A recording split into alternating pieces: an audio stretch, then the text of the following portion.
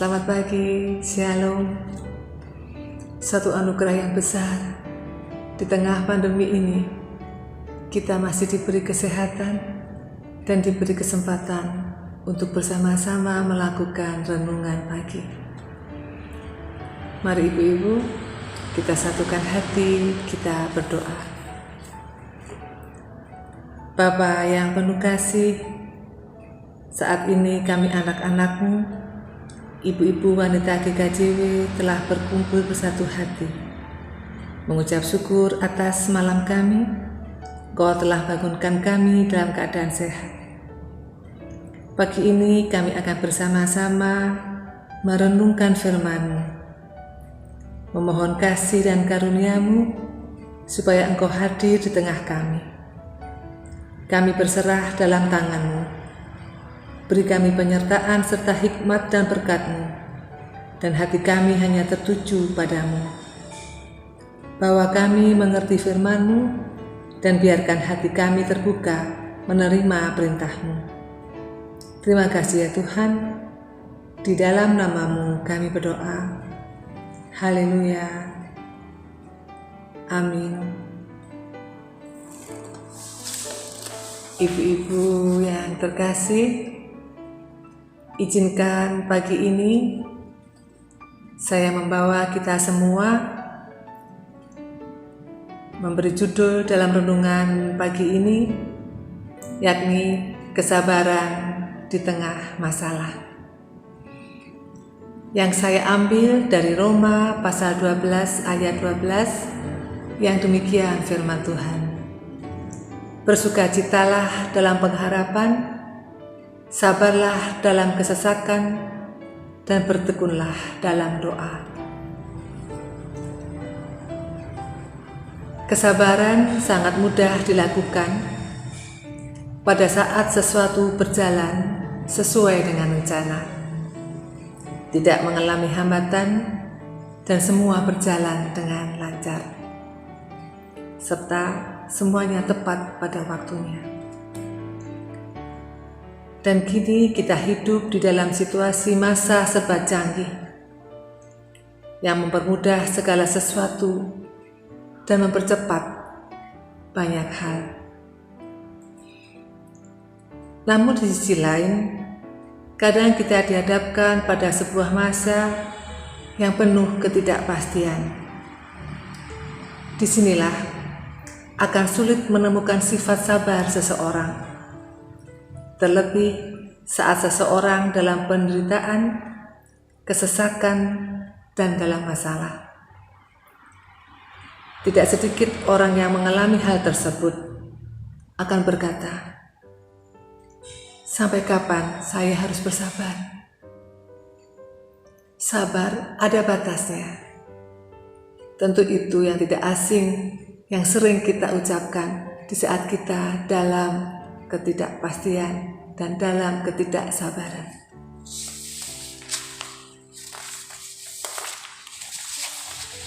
Kebanyakan orang ingin melakukan segala sesuatu serba cepat, kadang malah tanpa pertimbangan matang, bahkan cenderung terburu-buru. Sabar dalam kesesakan sering kita alami. Oleh sebab itu, Paulus menasihatkan pada jemaat di Roma, sabarlah dalam kesesakan. Sabar dalam kesesakan yang dimaksud adalah untuk tidak bersungut-sungut atau mengeluh, tetapi sebaliknya, justru mendekatkan diri dan berserah sepenuhnya kepada Tuhan, sehingga kita mendapatkan kemampuan untuk menantikan waktunya. Seperti yang Daud katakan dalam Mazmur 25 ayat 3, "Semua orang yang menantikan Tuhan takkan mendapat malu." Demikian dengan Yakobus 5 ayat 10. Mengingatkan kita akan orang-orang yang menjadi teladan penderitaan dan kesabaran.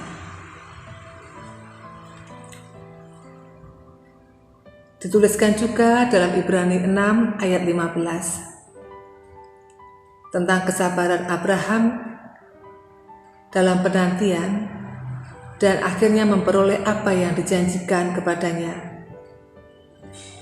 Dan tentunya kita bisa baca banyak kisah-kisah kesabaran yang ditulis dalam Alkitab. Kita bisa membacanya lebih banyak lagi. Lantas bagaimana kita menunjukkan kesabaran dengan meneladani Kristus? Saya hanya mengambil 2 contoh. Yang pertama adalah dalam Filipi 4 ayat 4 dan 1 Petrus 1 ayat 6. Di situ dikatakan meneladani Kristus dengan cara bersukacita dan bergembira dalam ucapan syukur. Dan yang kedua adalah Roma 8 ayat 28, yakni selalu mengingat akan janjinya, janji yang diberikan Tuhan kepada kita.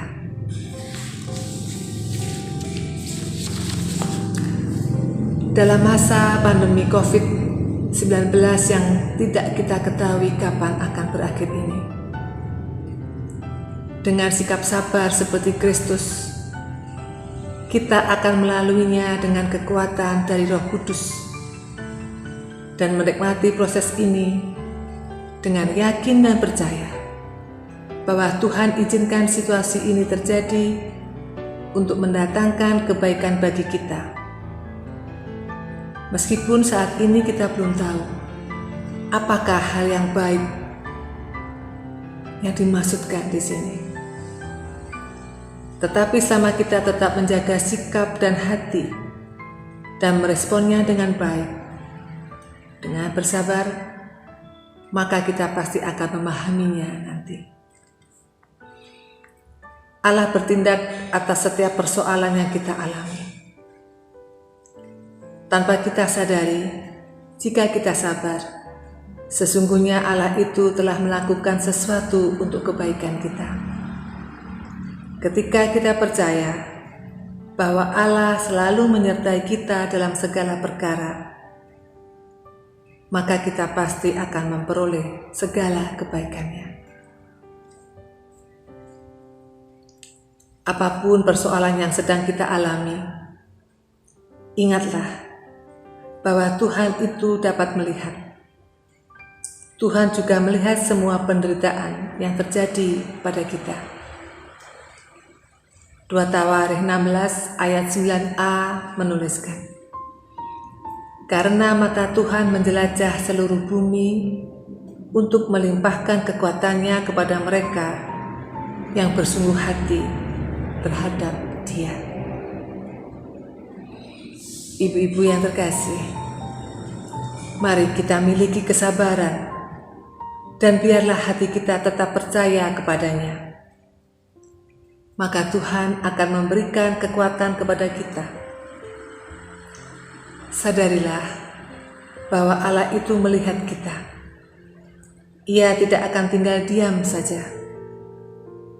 Tatkala Allah melihat kita sedang menderita, percayalah bahwa Allah akan mengerjakan sesuatu bagi kita. Tuhan Yesus memberkati. Mari kita berdoa. Allah yang Maha Baik, sungguh kami bersyukur Engkau telah berkenan mendampingi kami dalam perenungan firman pagi ini. Sudilah Engkau memberkati kami dalam mengamalkan dari apa yang sudah kami pelajari pagi ini, yakni bersabar di tengah masalah. Semoga yang kami pelajari pagi ini akan membawa keberkatan dan pembaruan iman bagi seluruh hamba-Mu. Terima kasih ya Bapa. Haleluya. Amin. Selamat beraktivitas. Tuhan Yesus memberkati. Shalom.